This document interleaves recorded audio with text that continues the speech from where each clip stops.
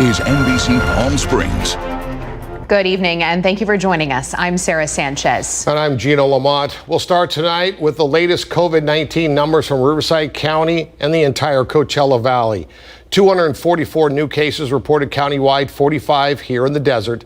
7 new deaths countywide, 5 of those 7 from the Coachella Valley. Now, our positivity rate continues to hover between 8 and 10%, which puts us in the widespread reopening category. That means many non-essential businesses must remain closed. The first case of a rare COVID-19 complication in children is reported here in Riverside County. It's called multi-system inflammatory syndrome, or MISC. Different body parts can become inflamed, and there could be lifelong health impacts. Riverside County Public Health Officer Dr. Cameron Kaiser says the case is not linked to any school, but he says it's still important to pay attention to any symptoms in children. Now, if you're concerned, you should contact your child's pediatrician. A new report shows the number of COVID-19 cases in children is on the rise. According to the American Academy of Pediatrics, there is a 17% increase in COVID-19 pediatric cases over the past 2 weeks. But the AAP says young children seem to catch and transmit the virus less than adults, although there's still concern over fully reopening schools, especially without precautions in place or in communities with high numbers of positive cases already. New framework is released on who should get a coronavirus vaccine first in the U.S. A federal committee released a draft proposal for vaccine distribution in the U.S. The group says the vaccine should be distributed in 4 phases. You can see those on your screen. There they are. And where you would fall into that list, take a look. There are those 4 phases. Yeah, but a global survey shows that only 74% of people are actually willing to get the vaccine. And experts tell us that number simply isn't high enough to stop the infection from spreading. In the U.S., the most common concern is the possibility of side effects. Another new survey finds nurses are still reusing personal protective equipment because of a shortage. The nurses said N95 masks are in short supply, so they have to be reused, even though that's just not safe. Nurses say shortages have worsened or stayed the same since May. Experts are weighing in yet again on how effective your mask is. A new study says face shields alone are not effective in stopping the spread. And researchers found droplets were able to move around the visor with relative ease and spread out over a large area. The scientists repeated the demonstration with the N95 rated face mask with a valve, and the same thing happened. They say well-constructed, high-quality cloth or surgical masks continue to be the most effective. And with those new recommendations, 2 casinos are taking action. These are some of the first local large businesses to tighten their face covering rules. These casinos will only allow traditional masks. Olivia Sandusky joins us live at Augustine Casino with more on what we can expect if we head out. Olivia. Sarah, Pechongo starting today, as well as Augustine Casino. You're going to need a face covering like this made out of cloth or perhaps a surgical mask to get inside of these casinos. And the staff tells me this is just one step that they're taking to make sure the community stays safe ahead of a very busy weekend. Planning to hit the slots over Labor Day weekend? Check the casino's mask requirement first. Pechanga and Augustine have updated their policy. So this is not reactive to anything that's happened within the casino. We continually monitor updates to CDC's guidelines around COVID and how it can spread, and we just make adjustments to our policy. In both casinos, neck gaiters and bandanas are no longer allowed. Neither are masks with vents or valves. And Riverside County Public Health says these options are less effective than traditional masks. With a vent, smaller particles could potentially enter through that vent. Bandanas and gaiters are not as effective as stopping smaller droplets. Now the 2 casinos require cloth or surgical masks like N95s, which were previously discouraged. At this stage in the pandemic, it is easier to obtain surgical masks. They are more effective at stopping the droplet. If members of the public can purchase those, that's certainly fine to do so. Larger crowds are anticipated for the holiday weekend, and Augustine Casino says the new policy is mandatory for all guests and staff. So if someone's uncomfortable wearing a mask, unfortunately, this is not a place where they should come. And if someone, again, has the wrong sort of mask, we'll definitely help them out and give them a mask when they come inside. And Riverside County Health says they appreciate businesses who take the mask mandate seriously. We encourage and thank our business community for making sure that their employees and their customers are safe. So this will take effect on Monday here at Augustine. But as a reminder, if you're showing up to the casino, you think, oh, maybe I don't have my surgical, my cloth mask with me. They will be handing those out at the door so you can have them when you go inside. Reporting live in Coachella, Olivia Sandusky, NBC Palm Springs. All right, thank you, Olivia. Today is the first day of President Trump's payroll tax deferral. Workers could see a temporary increase in their take-home pay, but then see a dip in that pay come January. And it's important to keep in mind this payroll tax holiday is only a deferral. It would require an act of Congress to wipe out the liability altogether. We asked a local accountant what implications this could have. If you got bi-monthly payroll of less than $4,000, you qualify. And that along with your employer, you would not have to pay the 6.2% in withholding between now and the end of this year. And then starting in 2021, during this first quarter of January through April of next year, you'll have to pay back that amount that was not withheld during these next 4 months. Right. So whether you're an employer or an employee, should you take advantage of this program? Join us tonight at 6 for a full conversation with our expert on this subject. The California eviction moratorium has been extended once again. Renters will not be evicted through January 1st of next year, as long as they pay 25% of their rent and claim financial hardship because of the pandemic. Additionally, past rent due between March and August do not have to be repaid right away, and landlords can't sue for non-payment until March of next year. And a Riverside County resident says they received more than 100 letters from California Department of Unemployment, even though he has no pending claims. The department is saying fraud is likely to blame for the situation. The person who received all the letters turned them into the office of State Senator Melissa Melendez. Several of the letters contain debit cards intended for somebody else.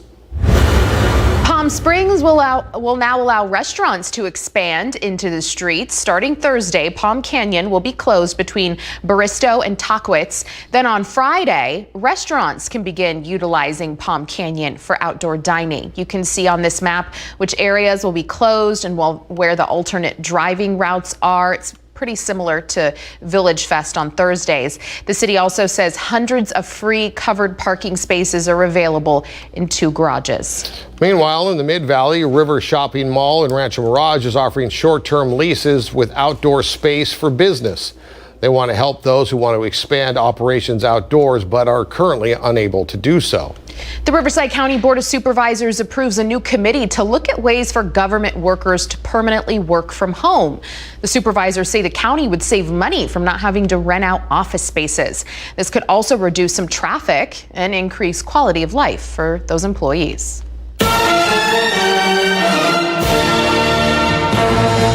Mail-in ballots for the November 3rd general election will go out to all California registered voters in just under 5 weeks. But the Registrar of Voters says in-person voting is still happening with safety precautions, and they're still encouraging that you vote by mail. Governor Newsom signed an executive order requiring mail-in ballots to be available to all registered voters in the state.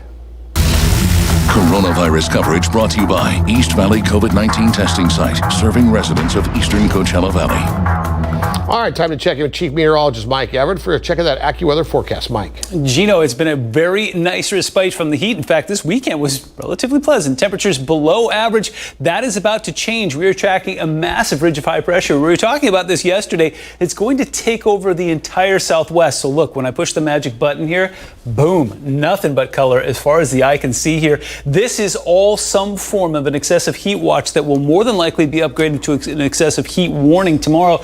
This will be Friday, Saturday, Sunday, and Monday. Unfortunately, this is the Labor Day weekend. So as folks are getting ready to dine outdoors, temperatures will not be cooperating. In fact, we could be getting into record territory this weekend. We'll talk more about that coming up in the full forecast. In the meantime, this is all you need to know. We will go into that warning starting on Friday, stay there through Monday. So it makes this look pretty nice by comparison. Currently 107, Palm Springs International, slightly above average today by about a degree or two. South-southwesterly wind will make that switch around to the northwest a little bit later this evening, give us some ventilation, and talk about things moving in the right direction. 14% humidity, that's about 6% less than it was this time yesterday, so it's feeling pretty good out there. Taking a look at future winds, we'll see if we can get that switch to take place a little bit later this evening. That's 9 o'clock tonight. A little bit further, boom, right around 10 o'clock, we'll get that ventilation that'll give us some cooling as we look towards the valley here. Next 3 days brought to you by Comfort Air. Sub 110 on Wednesday. We'll see some low 80s, and then from here it just goes up. That high pressure starts to expand. We're going to go to 113 on Thursday, 114 on Friday, which is when that warning will kick in there. Overnights are going to go back into the upper 80s, and this is just the beginning. This weekend's going to be a hot one. We're going to be challenging some records. Speaking of which, stick around. Coming up in a few minutes, we're going to go back and review meteorological summer of 2020. I've got all the numbers, people asking me how many times we went above 110, how many times we went above 120, and do you know when the last time it was that it rained? Well, I'll tell you, coming up. All right, thank you, Mike. One firefighter is killed, another is injured fighting one of 19 major wildfires burning out of control across our state. It is September 1st today. We've already seen more than 1.5 million acres burned in the state, and fire season hasn't even hit its peak. Our Kitty Alvarado has details on what feels like a year-round fire season anymore. This fire season is quickly becoming one of the worst in California's history. This fire season will absolutely go into the record books. And now a firefighter was killed and another injured fighting the August Complex fire. Daniel Berlant, Assistant Deputy Director of CAL FIRE, was at a loss for words when addressing the loss. The tragic loss last night is a reminder of just the inherent dangerous job firefighting is. And it's just... Well, this video shows just how dangerous. 2 firefighters had to be rescued as a wall of flames was headed towards them. See how close it is, guys? Yeah. Thank you for coming. This fire season is close to surpassing the worst in California's history, 2018, when nearly 1.9 million acres burned, and we're a month away from peak fire season. To already have over 1.5 million acres burned across California, to already have over 3,000 structures destroyed, to already have 8 people have died from these fires, it is not the sign that we want to see, and hopefully that it's not a sign of what is to come. The National Interagency Fire Center's fire prediction model show our peak season lasting longer. So looking like a busy couple of months, even though we should be typically heading out of the fire season. Keep an eye on California, because that's going to be a problem spot. We have continued to see year-round firefighting conditions. On average, our fire seasons are several months longer than they were before. But really, December and January, February, we are seeing fires in what would traditionally be winter months. That means very little rest for weary firefighters. Our firefighters have now been working weeks straight, going fire to fire to fire. We're going to make sure that our firefighters have an opportunity to get a couple days off, because we still have many more months that we need them. Kitty Alvarado, NBC Palm Springs.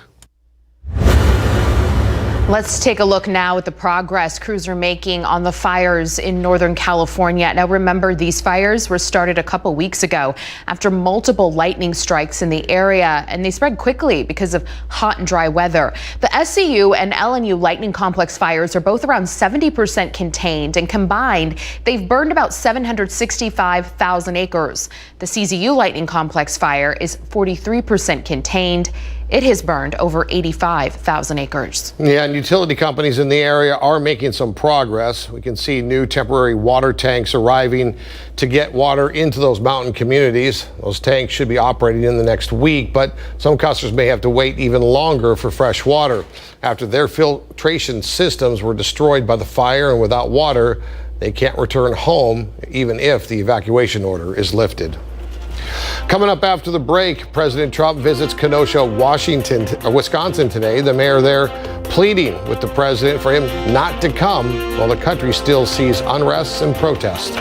Plus, want to call an Uber?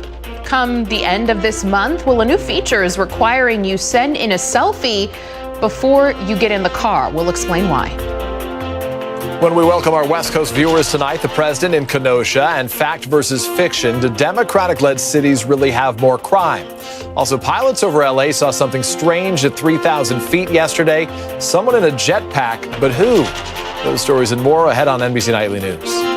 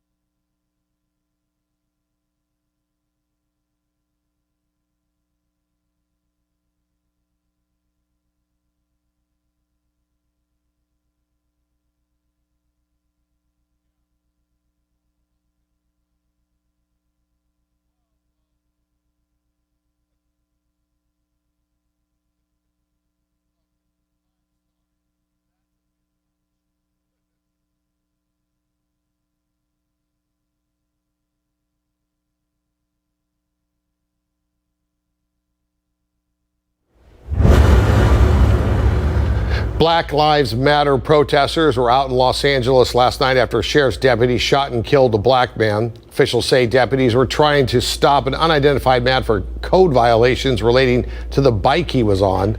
Deputies say he took off, and when they finally caught up with him, a fight broke out. They say the man punched one of the officers in the face and then dropped clothing that concealed a handgun. Deputies then shot him several times. Shortly after the shooting, Los Angeles BLM chapter called for demonstrators to show up. President Trump visits Kenosha, Wisconsin. The city's mayor asked the president not to come, saying the city needed to heal first. The president toured businesses that were destroyed during rioting. He says an earlier request for federal help by the governor could have quelled the destruction and saved some property. Meanwhile, the family and friends of Jacob Blake held a peaceful community gathering today. Organizers say the event was planned as a way to support and celebrate Kenosha community. Family and organizers said they want a peaceful counter event for the community after President Trump announced that he was visiting. Protests in Portland for the 95th straight night. A group marched to Portland Mayor Ted Wheeler's apartment and called for his resignation. Man was shot and killed during protests over the weekend, and he's now been identified as Aaron Danielson. His death has been determined a homicide, but no arrests have been made. Now, Danielson was a member of a group rallying in support of President Trump. However, police say it's unknown if his shooting was politically motivated. When we come back, Mike has a look at our forecast, and I'm assuming that he's going to give us some of that data that he's compiled. He was teasing us earlier about it. Mike, I've been a busy man with a calculator over the last 24 hours. Today is the first day of meteorological fall. We're going to look back at meteorological summer, and I'm going to explain what both of those mean when we come back.